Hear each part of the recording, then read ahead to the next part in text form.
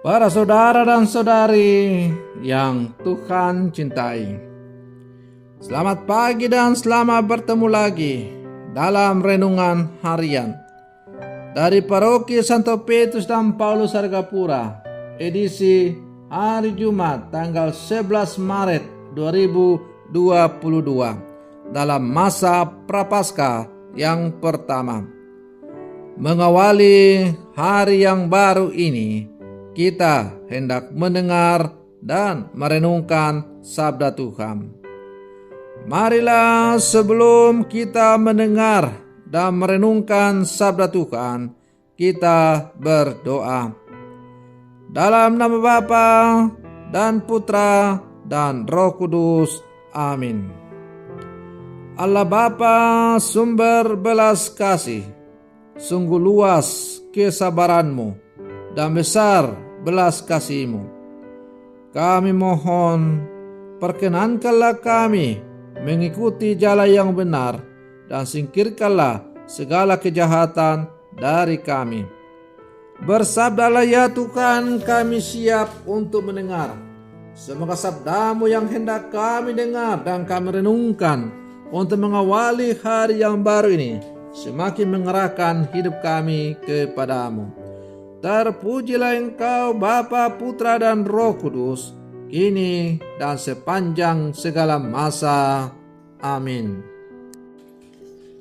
Para saudara dan saudari yang Tuhan cintai, sabda Tuhan yang hendak kita dengar dan kita renungkan untuk mengawali hari yang baru ini, hari Jumat dalam masa Prapaskah yang pertama, diambil dari Injil Matius pasal 5 ayat 20 sampai 26. Tuhan bersamamu. Inilah Injil Tuhan kita Yesus Kristus menurut Santo Matius.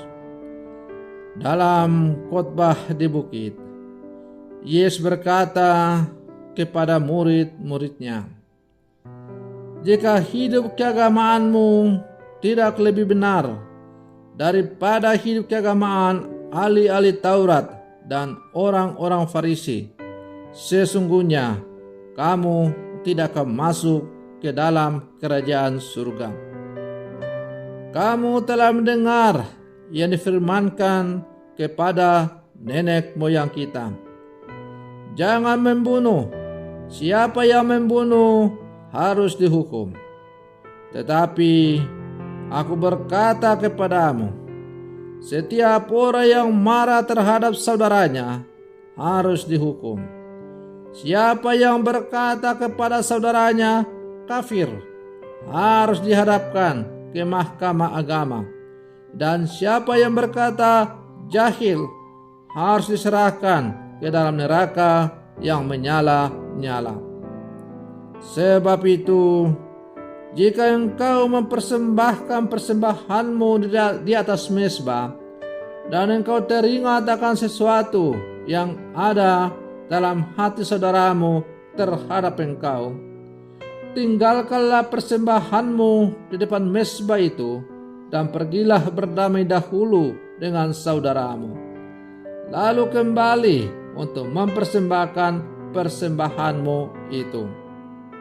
Segeralah berdamai dengan lawanmu selama engkau bersama-sama dengan dia di tengah jalan, supaya lawanmu itu jangan menyerahkan engkau kepada hakim, dan hakim itu menyerahkan engkau kepada pembantunya, dan engkau dilemparkan ke dalam penjara.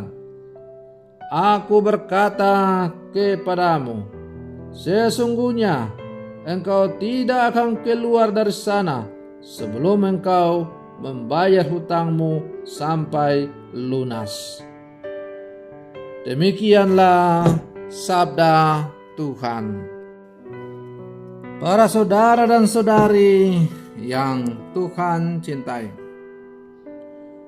hidup keagamaan dari seseorang yang baik diukur dari sikap kita terhadap sesama.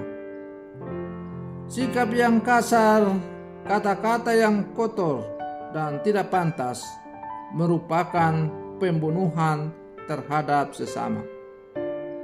Yesus menginginkan kita sebagai murid-muridnya agar berperilaku baik terhadap sesama, rela mengampuni dan suka berdamai. Apa yang kita lakukan terhadap sesama akan dilakukan pula kepada kita. Para saudara dan saudari yang Tuhan cintai,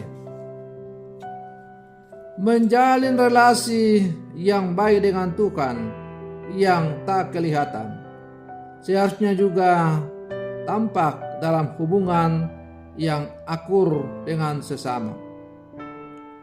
Doa yang sungguh kepada Tuhan semestinya dibarengi dengan hidup berdamai dengan sesama. Maka para saudara dan saudari yang Tuhan cintai, melalui bacaan Injil yang baru saja kita dengar tadi, Yesus menegaskan pentingnya membetulkan relasi yang rusak dengan sesama sebelum menjalankan kegiatan keagamaan. Misalnya berdoa. Yesus berkata, "Jika engkau mempersembahkan persembahanmu di atas mezbah, dan engkau teringat akan sesuatu yang ada dalam hati saudaramu terhadap engkau, tinggalkanlah persembahanmu di depan mezbah itu, dan pergilah dahulu berdamai dengan saudaramu." Para saudara dan saudari yang Tuhan cintai, bagi Yesus, menyimpan dendam atau memiliki persoalan dengan orang lain merupakan halangan untuk mengalami kerajaan Allah. Berdoa sebagai perjumpaan dengan Allah yang adalah sumber damai tidak pernah akan terjadi kalau kita masih memiliki persoalan dengan sesama. Karena itu, Yesus menegaskan pentingnya berdamai dengan orang lain sebelum setiap ibadah dan persembahan dilakukan. Berdamai dahulu adalah solusi yang terbaik agar persembahan kita kepada Allah berkualitas dan punya makna rohani, serta tidak jatuh pada kewajiban liturgis semata. Doa yang baik kepada Allah juga berarti relasi yang baik dengan sesama ciptaan. Para saudara dan saudari yang Tuhan cintai, maka masa retret agung yang sekarang kita jalani adalah merupakan kesempatan yang bagus yang diberikan kepada kita untuk mencoba kembali merenungkan perjalanan hidup kita sebagai murid-murid Yesus yang hidup zaman sekarang, sampai sejauh mana relasi kita kepada Allah dan kepada sesama sungguh berjalan dengan baik. Relasi kepada Allah yang baik juga harus terwujud dengan relasi yang baik dengan sesama. Ibarat relasi Allah itu dapat dibayangkan atau digambarkan dengan dua sisi mata uang yang berbeda. Kalau satu sisi dari uang itu tidak ada, maka uang itu tidak akan ada gunanya. Demikianlah pula halnya relasi kita dengan Allah dan sesama. Bila mana relasi kita dengan Allah baik, tetapi relasi kita dengan sesama tidak baik, maka percumalah relasi kita dengan Allah itu. Demikian juga sebaliknya. Maka marilah para saudara dan saudari yang terkasih, sebagai murid-murid Yesus yang hidup zaman sekarang, kita sungguh-sungguh berjuang untuk menseimbangkan, menghidupi relasi kita yang baik dengan Allah dan dengan sesama. Semoga demikian. Selamat pagi. Tuhan Yesus memberkati.